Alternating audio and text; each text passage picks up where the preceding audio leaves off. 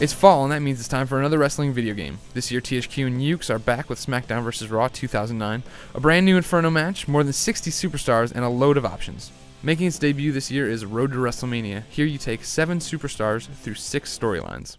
Each one of these storylines is specifically written for the video game and features original cutscenes and VO for the likes of Chris Jericho, CM Punk, John Cena, and so on. Basically, it's the melding of gameplay and these stories. I mean, it's really a nice idea to have, something specific for Triple H, so Triple H is always acting like Triple H, talking and going after championships. Each one of these 6 storylines should take you about 2.5 hours to get through, and there's going to be these optional objectives in there that'll be your main branching path to go through and get the unlockables such as characters, belts, and arenas. Last year I was really disappointed by the story mode called 24/7, and this one definitely takes it up a notch. It's one of the best I've seen in years. I mean, it's awesome to go through and have these choices that actually influence how the character is going to be. With Triple H, you have to decide if you're going to go with DX or Evolution.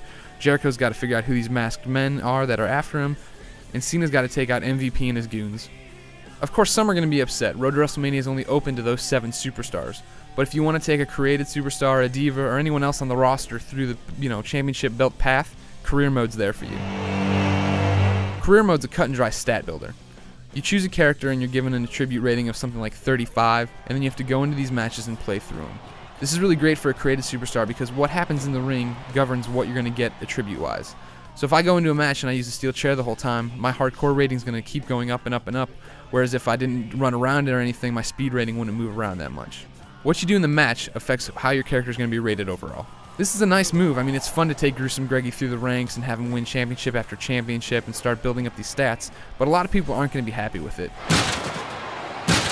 To begin with, this is the only way to unlock abilities and build a created character. So if you're going in there wanting to create, RVD and Jerry Lynn, you're going to have to take RVD and Jerry Lynn through here to make them good. Otherwise, they're just going to be 35s the entire time in the game.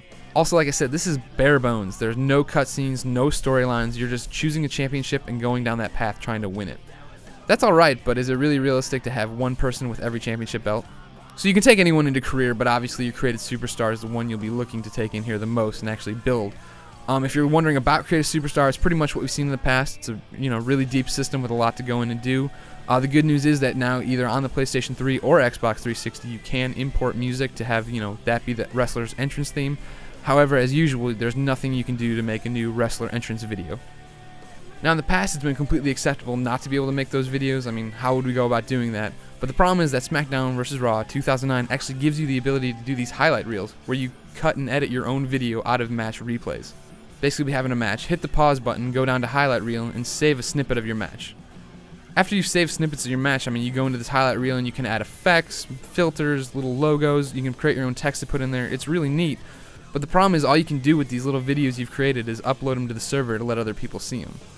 That's a nice community function, I guess, but how many times do I want to see Triple H pedigree somebody through an announce table? What I really want to do is create Gruesome Greggy's own video and have it play behind him as it comes out, but that's not in Samckdown Vs Raw 2009. You gotta take a stand, it don't have to hide. Creative Finisher is another new feature here in this game that, has a lot of potential but isn't really fleshed out all the way. Basically, you have 10 steps to go in and choose from, I think, 500 animations THQ said to create something that's really your own, really unique. The problem is that as you pick these moves, your options start getting more limited.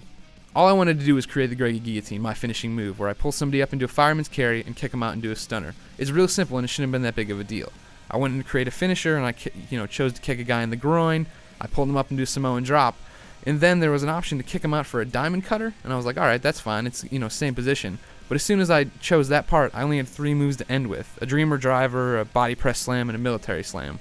3 options, that's kind of lame. There is a stunner in Creative Finisher, so why couldn't I pick from it? It's one of these things where the choices you make early on start dictating what's going to be there in the end. There's definitely a lot of stuff here, and it is cool, but I could have gone for a little bit more content. Don't get me wrong, Samckdown Vs Raw 2009 is a good game.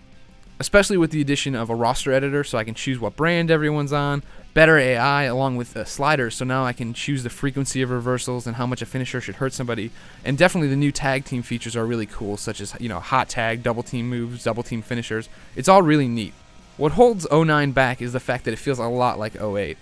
A few of the crowd members are recycled, a lot of animations are recycled, a few entrances are recycled, and even the weapons wheel in the ECW match hasn't changed at all.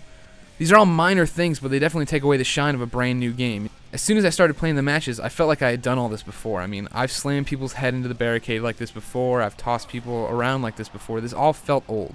In the end, WWE SmackDown Vs Raw 2009 is a good game, but one that falls short of its potential. Sure, roster editors cool, creative finishers neat. I definitely love Road to WrestleMania, but in the end, the actual gameplay feels, old. It's well-worn territory. These issues shouldn't be deal breakers for fans of squared circle action, nor do they detract from the fact that this is a better game than last year's. But the problems do leave me without ever having that, wow feeling while playing the game. For the full written review, check out IGN.com.